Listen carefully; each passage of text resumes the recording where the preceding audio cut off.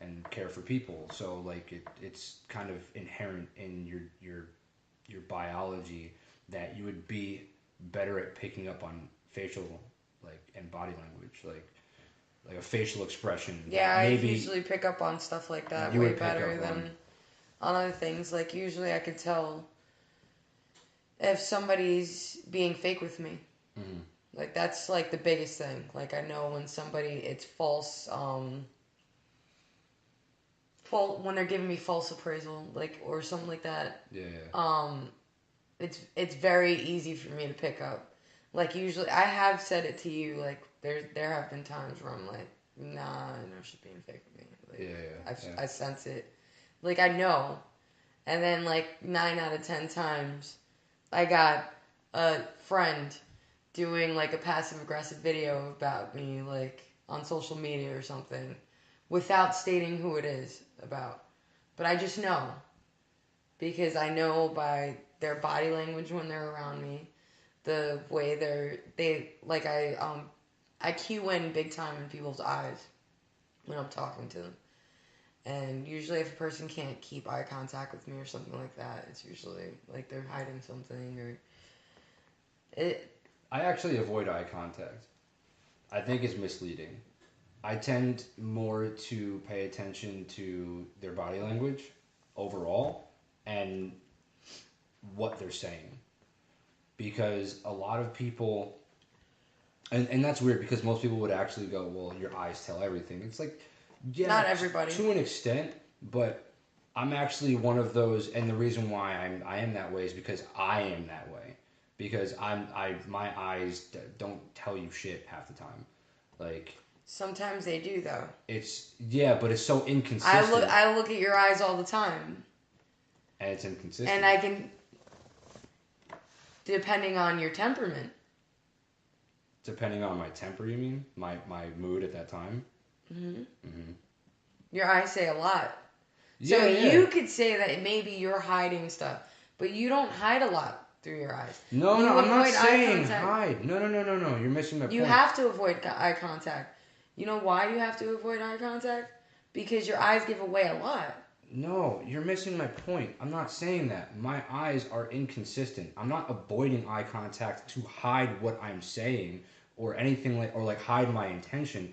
I'm saying that I avoid eye contact not naturally, not like because I'm hiding something. I'm avoiding it because I'm concentrating on something else. Like when I'm talking to someone, my eyes are looking somewhere else. Like I'm thinking about stuff. My eyes are not on you, talking to you specifically about what we're doing right now. Like this whole fucking podcast, my eyes have been here, they've been here, they've been here, they've been here. It's like it's hard to judge what's going on internally based off of my eyes because it's mostly just internal. It's mostly just what I'm thinking about. Well, your mind's also the thing is like even though we're having this conversation right now, your mind's on 50,000 other things right now because you have a creative mind, which is understandable. I do the same thing. But all in all, you can tell somebody's temperament by looking them in the eyes. Again, well, like I said, I'm saying that because the way I am and because the way that whatever my eyes are doing can mislead someone because it's happened to me time and time and time and time again where someone's judging me based off of what my eyes are doing and I'm like that's not even where my fucking head's at. It's not. It's like it's the thing is that's not the only thing that a person should be cueing in on when it comes to a person's temperament. They should be cueing. Okay, you look somebody in the eyes, you sense that there's something up over there, but you also want to pay attention to the person's body language, the way they're talking, even because people change the way they talk. That happens big time. Everybody changes the way they talk depending on who they're talking to. Depending on who they're talking to, and depending on the way they're thinking or feeling. I base most of my judgment on other people. And I'm really good at it, so like I'm not gonna change it until like I epically fail. I base it mostly off of what they say and how they say it. Yeah. Because the tone of your voice and how you say things, it's everything. Like, it's fucking everything. And most people, even freaking like pathological liars, aren't good at masking their tone. No. It's a really fucking hard thing to do.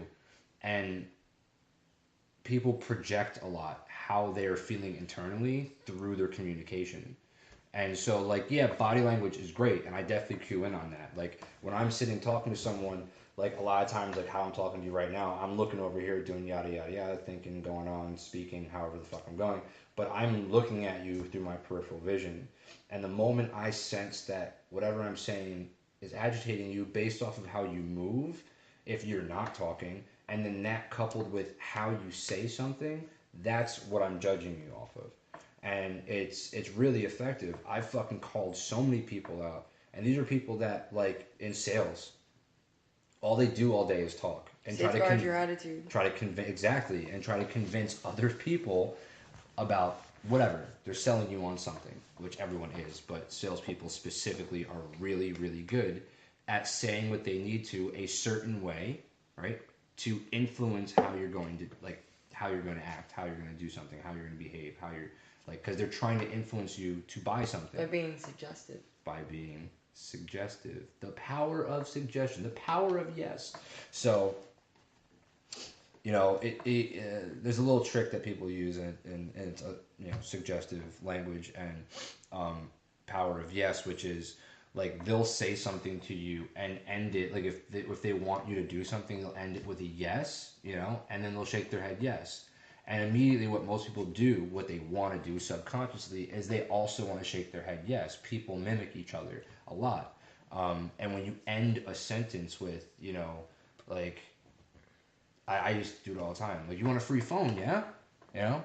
Yeah, you want a free phone, right? Yeah, yeah, yeah. And they start, you know, at the very least, they're laughing and they're having a good time. And now there's that positive energy, and you can bring them and have a conversation longer because now they're stuck there. They're stuck in that positive mode. You're the high contrast to the rest of the shit walking down the street, you know, and on freaking Broad and Market in Newark, everyone's pissy and fucking angry at life, and you're that one dude or one chick dressed nicely with a smile on your face, getting someone to laugh and have a good time with you. It's like, it's powerful, man. So it's a big thing when it comes to navigating that terrain of talking and conversating with people. Yeah. And that's just me. You know what I mean? Like you said, you pay attention to more. It's better for you. You're better at queuing in on it. I do try to cue in. And I guess that's part of my my anxiety and stuff like that. Honestly, I do, like, I cue in on a lot of stuff. Like, that's why, like, I could hang out with a person one time. And, like, after hanging out with that person the one time, after I've already cued in on all their bullshit, like, it's all bullshit. They won't see me for a long period of time. And they'll hit me up, like, hey, long time no see, we should get together again. And I'll be like, yeah, sure. And I won't talk to them again. It's just, I can identify those things. Like, it's not very difficult for me.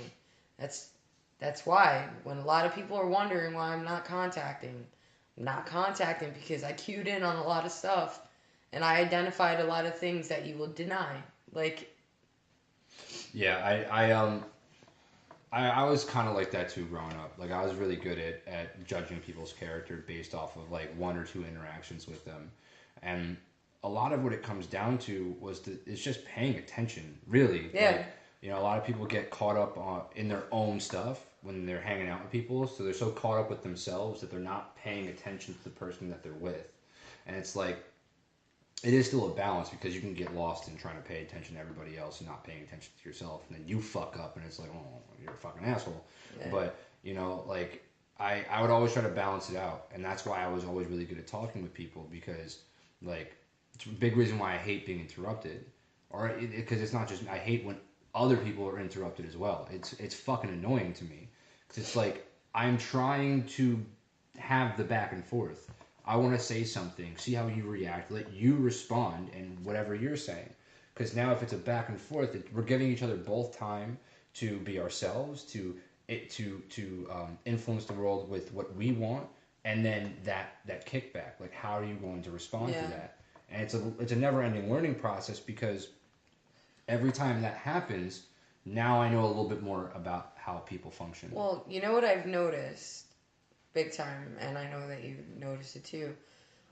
Since like the whole cellular device thing has been a thing in social media, there are a lot of people that can't even really cue in somebody's temperament because they're not taking the time to actually have a straight up conversation with them. There's people I would hang out with that are just in their cell phone the entire time I'm hanging out with them.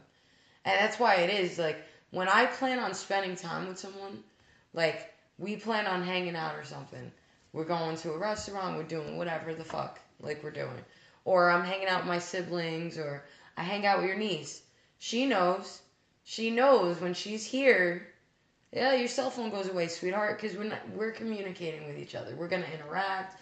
We're gonna get to know each other. You're gonna know exactly what bugs me. I'm gonna know what bugs you. Like that's where we're at right now. Yeah. Like it's very important because you won't like it's hard to manage temperament when someone's sitting there like this the entire time. They're not paying attention to anybody that's around them. It is a big thing. It is getting in the way of people's development and their ability to socialize. And not for nothing, like, we're social creatures. If you don't know how to socialize, like, then you're kind of useless. There's a lot of people that are socially awkward. They're socially awkward because they're worried about more into being into their electronics, video games, their phone. It's really the phones. And those people that say that they hate social media, but they're always on social media. Yeah. Like, we're on it, right? I'm on it always. I'm always only on it for work. I go on it for how many things do I have on there linked to social media right now? Everything. It's all business. I have the art chair. I have my regular page now that turned, which after a long period of time of not going on the damn thing, I started going on the thing because I wanted to build up a followership or whatever. Following, blah, blah, blah. Anyways, yada, yada, yada. But I wanted to build up a following on all these things. So I started posting more. And then I started getting aggravated that I was posting so much. So I take a long break because I don't want to share that much of my life with everybody. It starts getting too intimate, and then it's like, all right, well, no, like, back up. Yeah, I mean, and that comes down to like persona versus like your true self, and yeah, there's a lot of us in this. You know what I mean? There's a lot of our real selves in this, but there is a part of it that's a persona, like it's an act, you know. Like, I can't be completely forthright with everything of myself, and I shouldn't. You know, it's too complex. And if I'm too complex, like, then you can't get a hold on me, especially if you're just listening to my podcast. It's like, if I start going in depth about every aspect of myself, you're gonna fucking be like, dude, this motherfucker's crazy. Yep. You know, it just kind of ruins the whole thing. But, you know, we're coming up on the end of this episode. I'm not gonna go too much longer. If you haven't noticed, guys, our episode's been much longer than normal, at once, without having to have a side B or anything. And that's because we just recently upgraded. Oh, shit. Yay. Moving on up. Yeah, we're getting there, guys. Moving on up. We made it, guys. Now we can have 45-minute long episodes. Like, we're fucking it. This is here. This is the big time. This is the big time. 45 big minutes leagues. Long. But no, we're gonna continue to upgrade over time. Soon we'll probably be going live, and we're gonna do a whole bunch of different stuff. But you guys stay tuned. But until then, be better. Do better. Get your shit together. Deuce.